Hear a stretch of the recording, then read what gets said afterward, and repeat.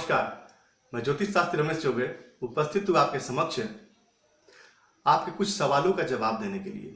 अक्सर लोग आते हैं और पूछते हैं कुछ ऐसी बातें पूजा पाठ से संबंधित जो बड़ा ही आम बात है, लेकिन नहीं जानने की वजह से कहीं ना कहीं अनजाने में पूजा पाठ से संबंधित कुछ ऐसे विषयों में गलती हो जाती है और हम जाने अनजाने में अपना ग्रह खराब कर लेते हैं।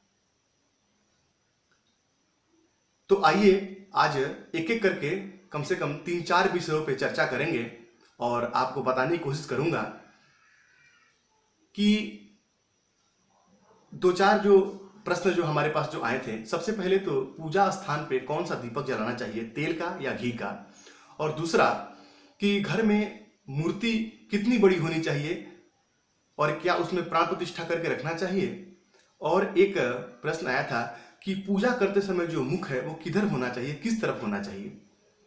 तो सबसे पहले मैं पहले सवाल का जो आपको जवाब दूं कि घर में भगवान के पास घी का दीपक जलाना चाहिए या तेल का दीपक। तो देखिए, भगवान के सामने घी का दीपक ही जलाना चाहिए, तेल का दीपक नहीं जलाना चाहिए। क्यों? क्योंकि जो घी का जो दीपक है वो भगवान के लिए ही जलाया जाता है, वो भगवान को अतिशय प्रिय है, क्योंकि घी जो है वो गाय से आता है और गाय में समस्त देवी देवताओं का वास माना गया है और गाय हर प्रकार से हिंदू धर्म में पूजनीय है। तो गाय के दूध से बनाया हुआ जो घी होता है या गाय का जो घी होता है वो सर्वश्रेष्ठ माना गया है पूजा स्थान पर दीपक जलाने के लिए। और पूजा स्थान पर जब हम घी के दीपक जलाते हैं, घी का दीपक जलाते हैं, तो भगवान की कृपा प्राप्त होती है। क्योंकि देखिए, देवगुरु बृहस्पति जो हैं वो धर्म के कारक माने गए हैं और नवम भाव के कारक हैं। तो जब भी आप अपने पूजा स्थान पे जब दीपक जलाती हैं या जलाते हैं तो बृहस्पति आपके मजबूत हो जाते हैं। बृहस्पति और जो कि गाय का संबंध सीधा शुक्र से माना गया है, तो बृहस्पति और शुक्र दोनों का आपको लाभ मिलता है। इसीलिए लक्ष्मी पूजन के दिन अक्सर बताया जाता है कि माँ लक्ष्मी के सामने रात भर घी का दीपक जलाइए ताकि धन धान्य की प्राप्ति हो सके। अब तेल का दीपक कहां जलाना चाहिए? तो तेल का दीपक जो है वो हनुमान जी के समक्ष यदि आप चमेली के तेल का दीपक या सरसों के तेल का दीपक जलाते हैं तो शत्रुओं का नाश होता है। शत्रु पीड़ा यदि आपको है तो आप हनुमान जी के समक्ष चमेली के तेल का दीपक और या तो फिर सरसों के तेल का दीपक जलाइए। और ऐसे भी राहु केतु और शनि की पीड़ा के लिए अक्सर बताया जाता है कि पीपल के पेड़ के नीचे सरसों के तेल का दीपक जलाइए। पीपल के पेड़ के नीचे सरसों के तेल का दीपक जलाना अत्यंत श्रेष्ठ माना गया है। इससे शत्रु बाधा से, शत्रु पीड़ा से मुक्ति मिल जाती है। और साथ ही साथ प्रत्येक अमावस्या को या शनिवार को भी आप अपने घर के मुख्य द्वार पे एक दीपक जला सकते हैं। अब प्रश्न यह है कि बाती कैसी होनी चाहिए दीपक की। तो भगवान के समक्ष जो घी का दीपक जलाएंगे उसकी बाती जो है वो रुई की यदि हो तो अच्छा माना गया है। देखिए, सबका संबंध किसी ना किसी चीज से जुड़ा हुआ है। रुई का जो कॉटन का जो रंग होता है सफेद होता है, तो सफेद रंग शुक्र का है और अग्नि जो ज्वलित होती है वो मंगल है और पूजा स्थान बृहस्पति का है। यानी कि आप एक दीपक जला करके कई सारे ग्रहों को ठीक कर सकते हैं। तो शत्रु पीड़ा से मुक्ति के लिए तेल का दीपक, वो तेल का तिल हो सकता है, तिल का तेल हो सकता है या तो सरसों का तेल हो सकता है। और जो आप हनुमान जी के समक्ष जो चमेली के तेल का जो दीपक जलाएंगे या तिल के तेल का या फिर सरसों के तेल का, उसकी बाती जो है वो लाल रंग की हो तो ज्यादा श्रेष्ठ माना गया है। अब आइए चलते हैं कि घर में मूर्ति का जो साइज है वो कितना होना चाहिए। तो शास्त्र कहता है कि घर की जो मूर्ति आप यदि घर में रखने के इच्छुक हैं तो मूर्ति की जो ऊंचाई है वो घर के मुखिया के हाथ से, यानी घर का जो मुख्य सदस्य होगा उसके हाथ से एक बीता, यानी कि यहां से लेकर के और यहां तक जितनी लंबाई हो उतना लंबा मूर्ति घर में होना चाहिए। और बिना प्राण प्रतिष्ठा के मूर्ति पूजन का कोई लाभ नहीं है। यदि मंदिर में आप एक पत्थर ले जाकर रख दीजिए, उसके पूजने का कोई लाभ नहीं मिलेगा जब तक उसके अंदर प्राण प्रतिष्ठा न कराया जाए। मैं आपको एक और बात बता दूं कि बिना प्राण प्रतिष्ठा के मूर्ति का पूजन करने का कोई भी लाभ आपको नहीं मिलेगा। तो घर के मुखिया के हाथ से एक बिता नाप करके और मूर्ति होनी चाहिए। अक्सर मैं लोगों को मना करता हूं कि घर में मूर्ति ना रखें। क्यों? क्योंकि यदि आपने घर में मूर्ति रखा है और उसके यदि आपने प्राण प्रतिष्ठा करके रखा है तो दोनों समय यानी सुबह शाम आपको भोग लगाना पड़ेगा, धूप दीप जलाना पड़ेगा। एक दिन भी ऐसा नहीं जाना चाहिए कि आपने भगवान का पूजन नहीं किया।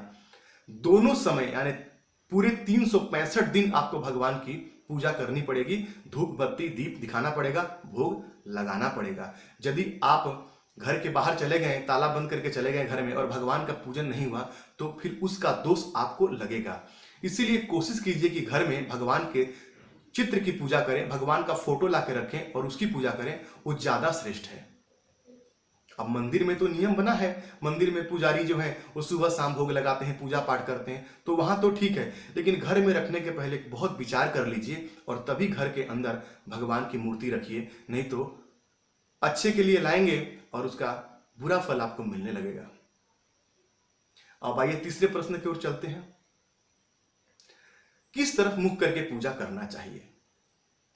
सभी देवी देवताओं का पूजा जो है आप पूर्वाभिमुख होकर के यानी कि पूर्व की तरफ मुख करके आप बैठ सकते हैं और पूजा कर सकते हैं, मंत्रों का जाप कर सकते हैं। ऐसा क्यों? क्योंकि सूर्य जो निकलते हैं वो पूर्व से निकलते हैं और पूर्व की तरफ मुख करके यदि आप पूजा करते हैं तो आपको पॉजिटिव एनर्जी मिलती है, क्योंकि उत्तर और पूर्व का जो कोण ईशान कोण जो है वो सबसे शुभ माना गया है घर में, और वहीं हम अक्सर मंदिर अपना बनाते हैं। तो पूर्व की तरफ मुख करके बैठने से आपको पॉजिटिव एनर्जी मिलेगी और आपका जो एनर्जी लेवल है वो बना रहेगा और आप किसी भी देवी देवता की पूजा पूर्व के मुख करके कर सकते हैं। लेकिन अब इसमें भी कुछ भेद है। क्या भेद है? तो शिव शंभु भोलेनाथ की पूजा जो है वो हमेशा उत्तराभिमुख होकर के यानी उत्तर की तरफ मुख करके करना चाहिए। तो प्रश्न आता है कि क्यों करना चाहिए? क्योंकि हर चीज के पीछे एक ना एक लॉजिक है, एक ना एक रहस्य है। क्योंकि हिमालय पर्वत जो है वो भारतवर्ष के उत्तरी कोण पे स्थित है, उत्तर दिशा में स्थित है, और जो शिव शंकर भोलेनाथ हैं वो कैलाशवासी माने जाते हैं। कैलाश की जो दिशा है वो उत्तर की तरफ ही है, इसीलिए उत्तर की तरफ मुख करके ही भोलेनाथ का पूजन करना चाहिए। और आप देखेंगे शिव जी का जो शिवलिंग का जो अर्घा होता है, जहां से जल गिरता है, उसका मुख भी उत्तर की तरफ होता है। तो आपको उत्तर की तरफ मुख करके ही भोलेनाथ का पूजन करना चाहिए, इससे आपको निस्संदेह लाभ होगा। वहीं यदि शनिदेव की आप मूर्ति देखेंगे तो शनिदेव की मूर्ति का मुख जो है वो पश्चिम की तरफ होता है। सूर्य चूंकि प्रकाश के कारक हैं और शनि अंधकार के कारक हैं, तो सूर्य से बिल्कुल विपरीत जो कार्य है वो शनि का है। सूर्य यदि अंधेरा के उजाले के यदि कारक हैं तो शनि अंधेरा के कारक हैं। वो यदि पूर्व दिशा के स्वामी हैं तो पश्चिम दिशा के स्वामी हैं। तो शनि देव के मंत्रों का जाप करते वक्त या शनि देव की पूजा करते वक्त आपका मुख जो है वो पश्चिम दिशा की तरफ होनी चाहिए। दक्षिण दिशा जो है वो पितरों के लिए बनाया गया है। तो यमराज की पूजा जो होती है या शनि देव की, क्योंकि यम भ्राता है शनि, तो शनि की भी पूजा और यम की भी पूजा जो है वो दक्षिण की तरफ मुख करके किया जाता है। इसीलिए पितरों का स्थान भी दक्षिण की तरफ माना गया है।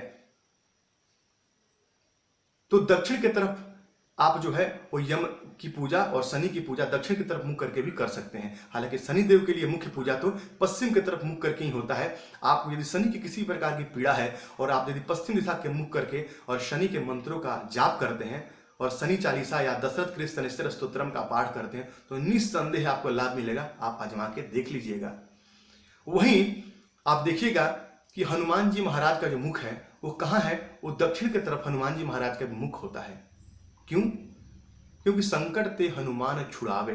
हनुमान जी जो है वो सारे विघ्न बाधा संकट का नाश करने वाले हैं। हर प्रकार के कष्टों से जातकों को बचाते नहीं है बल्कि छुड़ा के लेके आते हैं। तो दक्षिण दिशा की तरफ मुख हनुमान जी की जितनी भी मूर्तियां हैं आप देखिएगा दक्षिण की तरफ उनका मुख होता है। तो हर देवी देवताओं के लिए अलग अलग मुख बनाए गए हैं पूजा करने के लिए, लेकिन आप दो ही मुख्य रूप से माने रहिए। एक पूर्व की तरफ किसी भी देवी देवता का किसी भी देवी देवताओं का पूजा जो है आप उत्तर की तरफ मुख करके कर सकते हैं, और पश्चिम की तरफ जो है शनिदेव का, और उत्तर की तरफ जो है वो भोलेनाथ की पूजा कर सकते हैं। इसके अलावा मैं आपको एक दो बात और बता दूं कि सभी देवी देवताओं के लिए अलग अलग पुष्प निर्धारित किए गए हैं, सबके लिए अलग अलग पुष्प बनाए गए हैं। इसका भी मैं जानकारी आपको दूंगा अपने अगले वीडियो में कि कौन सी देवी देवताओं के लिए कौन से पुष्प का चढ़ा के पूजन करनी चाहिए जिससे आपको लाभ हो। साथ ही साथ मैं आपको एक और बात बताना चाहता हूं कि कुंडली में, आपके कुंडली का जो चौथा भाव होता है, उसमें यदि किसी प्रकार के पापक ग्रह बैठे हैं, चाहे शनि हो, राहु हो, केतु हो, तो आप समझिए कि चौथा घर जो है वो हमारा स्वदेश का भाव, यानी घर का भाव, अपने घर का भाव, मां के सुख का भाव माना गया है। तो चौथे भाव में यदि किसी भी प्रकार के यदि आपके ग्रह बैठे हैं, पापक ग्रह, तो समझिए कि आपके घर में निस्संदेह वास्तु दोष है। कभी कभी कितना भी पूजा कर लें लेकिन उसका हमको फल प्राप्त नहीं होता है। क्यों? कि वास्तु दोष की वजह से हमें पूजा का सर्वश्रेष्ठ लाभ नहीं मिल पाता है। तो आप ऐसे भी देख सकते हैं, हमें कुंडली के चौथे भाव में कोई भी पापक ग्रह यदि बैठे हैं, मैं आपको फिर से बता दूं, शनि, मंगल और सूर्य भी इसी में ही काउंटेड है, उनकी गिनती भी इसी में होती है। तो चौथे भाव में यदि किसी प्रकार के पापक ग्रह बैठे हैं तब भी आपको वास्तु दोष का सामना करना पड़ेगा। आपके घर में वास्तु दोष रहेगी और आपको आपके पूजन का और कर्मों का संपूर्ण फल नहीं मिल पाएगा। तो उन ग्रहों को ठीक करके आप वास्तु दोष से मुक्ति पा सकते हैं। साथ ही साथ आप अपने घर में संपूर्ण वास्तु दोष निवारक यंत्र का सब विधि प्राण प्रतिष्ठा करा करके, और यदि दोनों समय पूजा करते हैं तब भी अनजाने में जो वास्तु दोष आ गया है वो कहीं ना कहीं ठीक हो जाएगा और उससे आपको मुक्ति मिल जाएगी। एक बात मैं आपको और बताना चाहूंगा कि कोई भी ऐसा घर नहीं है जो संपूर्ण रूप से 100% यानी 100% वास्तु के हिसाब से बना हो। छोटी मोटी समस्या प्रत्येक घर के वास्तु में रह ही जाती है। संपूर्ण रूप से वास्तु के हिसाब से हम घर नहीं बना सकते हैं। हाँ, उसमें हम बहुत हद तक ठीक कर सकते हैं, लेकिन ये छोटी छोटी जो वास्तु दोष है उसको नित्य घर में आप शंख की ध्वनि बजा करके, घंटी बजा करके, वास्तु दोष निवारक यंत्र का स्थापना करके, इन सब छोटे छोटे उपायों को करके आप वास्तु दोष से मुक्ति पा सकते हैं। तो ये छोटे छोटे उपाय करके और आप निसंदेह इन समस्याओं से मुक्त हो सकते हैं। और यदि ये उपाय आप यदि अपने याद रखें, आप यदि इसको अपने मन में रखें और करें, तो छोटी मोटी जो गलतियां हमसे होती रहती है उससे भी हम कहीं ना कहीं मुक्त हो सकते हैं और संपूर्ण जीवन को सुखी बना सकते हैं। तो यकीन है कि आज एक छोटी सी जानकारी आपको पसंद आई होगी। तो आपका दिन मंगल, इस मंगल कामना के साथ आज के लिए इतना ही। नमस्कार।